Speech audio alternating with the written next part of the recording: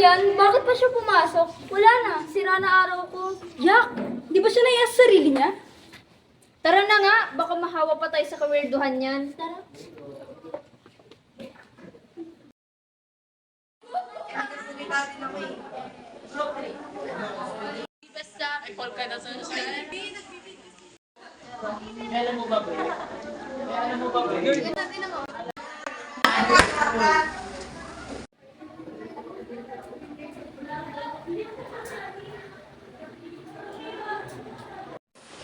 Pagkalawanan ng bakery para sa bayaran upang mapigay Totoo yung mga tunay na nagsasigura.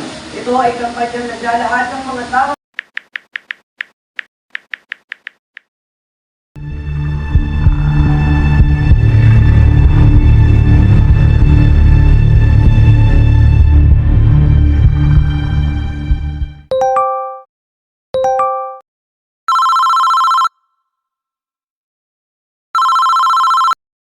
Hello, baby.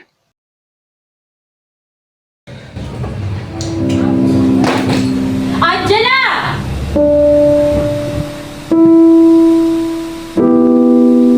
Bakit ang gulo-gulo na naman ang bahay Hindi ka na naman naglinis? Ano naman ginagawa mo? Nagtatatambay ka lang dyan sa kwarto mo. Pupunta yung doktor mo mamaya Magayos ka. Ba naman kasi ang asma mo? Dagdag lang sa gastusin Ano naman yan? Ang kalat. Pati tubig may bitbit Kalat dito. Ay nako. Okay ka lang ba? Ayos lang naman. Masakit ba dito? Dito? Nahirapan ka bang huminga? Nurse, hirap po talaga siyang huminga. Sumisikip din po yung dibdib niya. Tapos, nilalagnat din po siya. Maaring yan na po yung signs ng respiratory infection. Masasuggest ko po sa inyo na pumunta na po talaga kayo sa malaking hospital. Ay, sige po, nurse.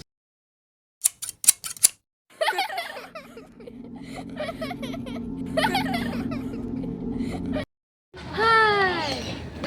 Gusto ka talaga siya makita. Ano kaya tsura magiging anak na? Ano na naman ba yung pinagsasasabi mo? Napaka-delusional mo. Alam mo, hindi ka namabagay dito. Namabagay ka sa mental hospital. Ew! Weirdo!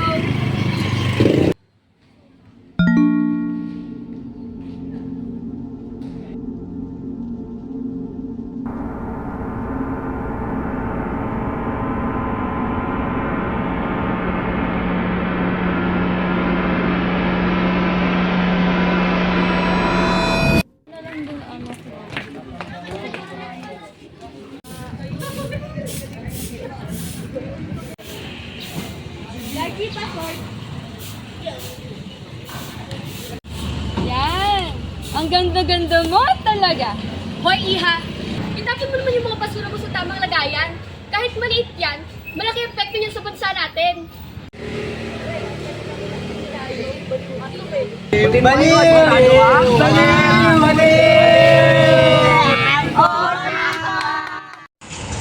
Ay nako, kaya pala lumalala yung crime scene sa Pilipinas. Ganyan yung ginagawa mo. Itatapon na nga lang ng basura sa tamang lalagyan, hindi mo pa magawa? Wala lang ang common sense, isip bata ka pa. Tsaka ano? Ayan? Anak mo? Eh maligo lang yan eh. Babaliw ka na ba? Ah, kalimutan mo. Baliw ka na pala talaga.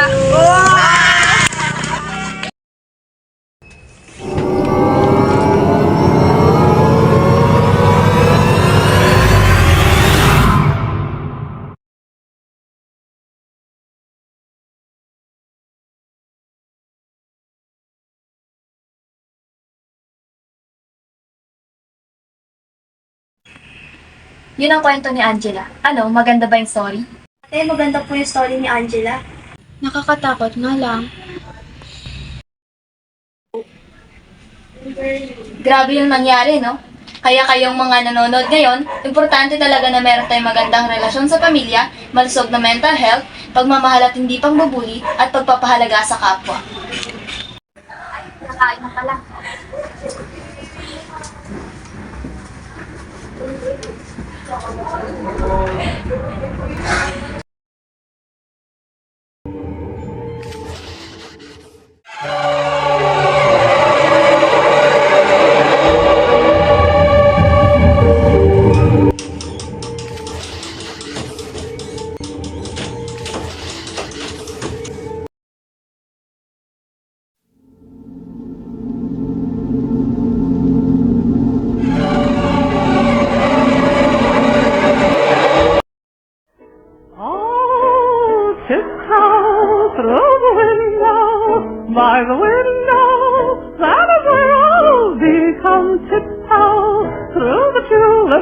with me.